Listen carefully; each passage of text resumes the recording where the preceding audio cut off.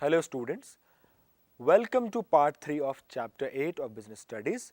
The name of the chapter is Sources of Business Finance. In this chapter we are trying to understand how a business arranges funds for its operations, whether for short-term requirements or for long-term requirements.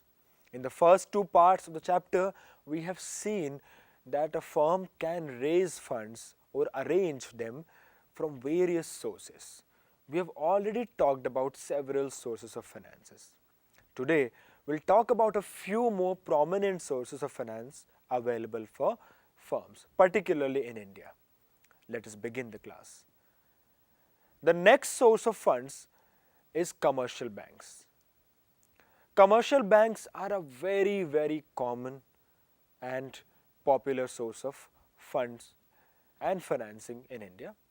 Commercial banks offer funds for varied purposes, but they usually offer funds for short to medium duration. Although some banks in India have started extending loans for longer periods, but generally they still stick to medium term finances. The borrower is usually required to provide some security or some asset in the form of a mortgage or a security, on the basis of which the banks offer loans. Merits of loans offered by commercial banks are that, first of all, they provide timely assistance to business. When a business requires loans and if it fulfills all the eligibility criteria, it can get loans very easily and on time. Secondly, the documents that a firm is required to submit while borrowing are kept confidential, so that ensures secrecy of the business. Third, the formalities such as issue of prospectus and underwriting etc., which are involved in issuing shares, are not there in the case of a bank loan. So we can say that bank loans are an easier source of finance. But bank loans too have their limitations. First of all, as we've said, these funds are usually available for short and medium term. So these are not available for long term requirements of the businesses. Secondly, banks make detailed investigation into the company's affairs before giving them loans. They may ask for heavy security also. This makes this particular source a little more rigid and a little less popular. In some cases, the terms and conditions imposed by banks are really harsh. For example, banks may put restrictions on the sale or use of mortgaged assets, which creates a hindrance for the companies or firms in going to the banks for taking loans.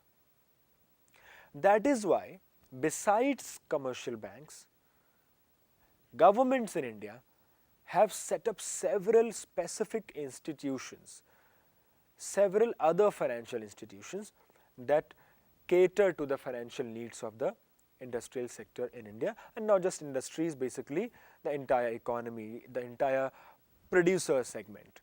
There are several such financial institutions. These institutions not only provide loans, they also provide owner's capital, they also provide various sorts of assistances, be it technical or be it informational. These institutions basically are a good form or source of training for certain small enterprises as well. These institutions provide long-term and medium-term funds. So they do fulfill almost all needs of the companies or firms. Since these institutions help in promoting the industrial development of the country by supporting small to medium to large companies, by training them, by assisting them, that's why these institutions are also known as development banks. There are several development banks in India. You must have heard a couple of names around you. Merits of financial institutions are that they provide long-term finance, which is not provided by commercial banks. Second, they provide financial, managerial and technical advice. Third, repayment of loan to these institutions can be made in very easy installments. So it does not prove to be much of a burden for the business. The funds are made available even during tough times, even during the periods of depression, when other sources are not available, because these firms, these institutions basically focus on helping the businesses develop. So they do provide funds and loans even in those times when there is a depression in the economy. That is why these are really important, especially for small or medium-sized businesses in India. But these too have certain limitations. Number one, these follow rigid criteria for granting loans. Sometimes too many formalities make their procedure very time-consuming and expensive. Secondly, they also impose certain restrictions, especially restrictions on dividend payment. They try and control how the company operates, how much dividend can it give to its shareholders. So that is an hindrance or a drawback from the perspective of the company. These institutions may have their nominees also on the board of directors of the borrowing company. This is also possible. They set up their nominees on the board of the borrowing company. That really starts controlling the company. So the company or its owners or management start feeling restricted. As of now, whatever sources of funds we've seen, they were all focused on the domestic market of the country. Domestically, when a firm in India wants to raise funds, it can choose any of those sources that we've seen till now. But ever since globalization took place, especially in India in 1991, when the new economic policy was launched, it was implemented, the country saw liberalization, privatization, globalization, particularly globalization. Because it allows people, it allows companies, it allows, investment, capital and everything to travel cross-border. Now institutions, companies, people from one country can easily trade and operate in other countries. When such a thing is happening in other industries, why would it not happen in finance industry? That's why now, even in India, we have international financing options. Indian companies can opt for international finance or sources of international finance. Some of the most prominent or common sources of international finance are, number one, commercial banks. There are many, international commercial banks which are now operating in India as well. And even if a bank is not operating in India, even if it is completely a foreign-based bank, Indian companies with good reputation can approach such foreign banks as well. Apart from banks, there are international development banks. There are international agencies that offer funds or loans to companies all over the globe. So even Indian companies can approach those development banks. Lastly, now Indian companies even have access to international capital markets such as the share markets. Indian companies can raise funds from these international capital markets, which could be in Indian rupee as well as in foreign currency. Some of the prominent financial instruments used for acquiring funds through international capital markets are as follows. Number one, GDRs. GDRs are global depository receipts. It is basically a negotiable instrument which can be traded freely like any other security. We've seen various securities, whether shares or debentures or commercial papers, etc. GDRs are also security like that. They are negotiable and they can be traded freely. If we talk about the Indian context, then in Indian context, a GDR is basically an instrument which is issued abroad by an Indian company to raise funds in some foreign currency. So an Indian company can issue a GDR abroad, which means to any other country outside India in their foreign currency, in their own currency.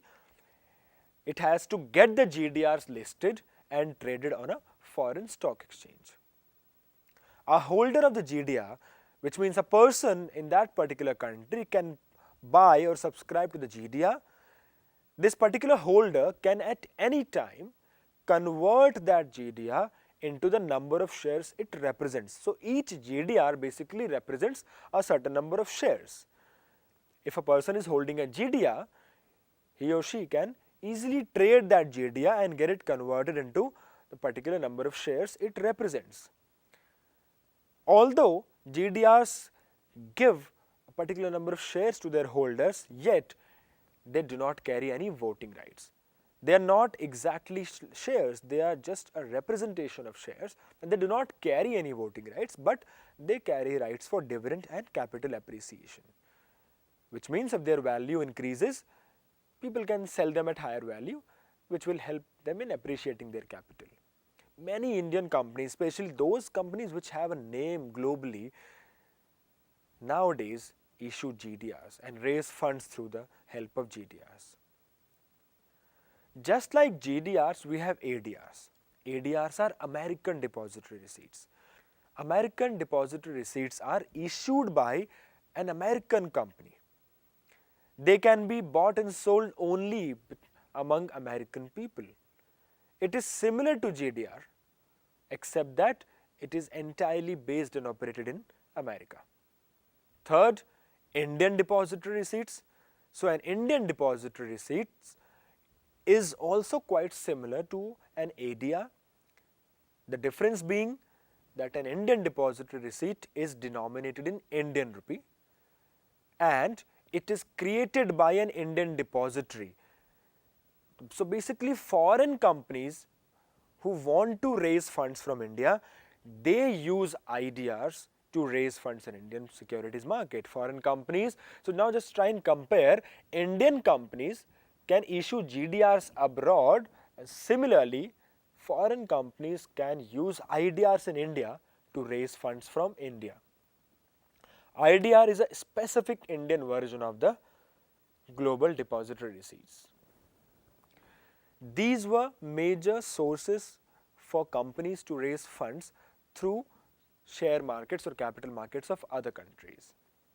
As of now, we have seen almost all types of sources or sources of funds available to a company. But we know that whenever there is a abundance of choice, it creates confusion also. When a company has so many options, which option should it choose? What should it be looking at while choosing this particular option? So whenever a company is making a choice, it has to consider a lot of factors, because choice of funds, choice of source of funds is a very critical decision. It can have a long lasting impact on the profitability, on the liquidity of the company. Therefore, companies usually make a really valiant effort in making sure that they choose that particular source which is the most suitable for them. For this, they consider various factors. We will talk about 5 or 6 of them. The first factor that a company should consider is the cost. Usually there are 2 types of costs while raising funds. Number 1, cost of procurement.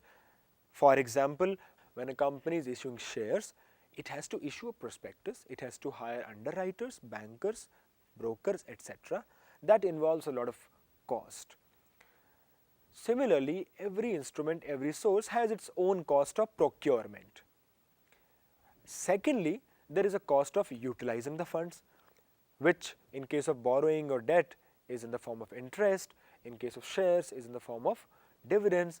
So taking care of both these costs, looking at both these types of costs, a company has to see whether it wants to go with a high cost security or it wants to stay with a low cost security. Secondly, financial strength and stability of operations. Whenever a company is issuing any sort of security and raising funds through them, it will have an impact on the stability of operations of the company. Some sources do not really affect the operations of the company while some do. For example, if a company issues a debenture or takes a loan with a high interest rate, it will have to make sure that it has regular funds to pay regular interest and it has sufficient funds at the time of maturity to repay the principal. If it does not, if a company is not strong enough and still goes for debt, it will be really bad for the company when it is required to pay either the interest or the principal. So a company has to see whether it is strong enough to take that burden of debt or not. Third, forms of organization and legal status. Now, not all companies or all firms can issue all types of securities, right? For example, shares, partnership firms, sole proprietors, they cannot issue shares, right? So, a company or a firm has to look at its organization, its form and its legal status also, depending upon which it can actually select. So, depending upon different types of organizations, their options get limited. So, within those limited options they have to select depending upon the type of organization they have or they want to have. Then purpose and time period. So, we have seen some forms of finances are for short and medium term like commercial bank loans, some are for long term like shares and debentures. So, it is up to a company, it has to decide for what time duration and for what purpose is it requiring the funds, and based on that it can decide where does it want to raise funds from. Next is the risk profile. A business should evaluate each of the source of finance in terms of the risk involved. For example, there is a lesser amount of risk involved in equity, as neither the company has to repay equity until the company is getting wound up, nor it has to pay a fixed dividend or interest on it. So, it is less risky when compared to debt. Similarly, every source of finance would have its own risk profile, and a business is required to evaluate the risk attached with different sources of finance. And looking at its own risk appetite, it should choose. If it is able to bear risk, then it can probably go with more risky instruments as well. But if it wants to be a little more conservative, if it wants to keep the risk low, then it should go with securities with lesser amount of risk. Finally, control is also a very important factor. If a company is issuing shares, particularly equity shares, then it will have to, share the control. It will have to get its control diluted.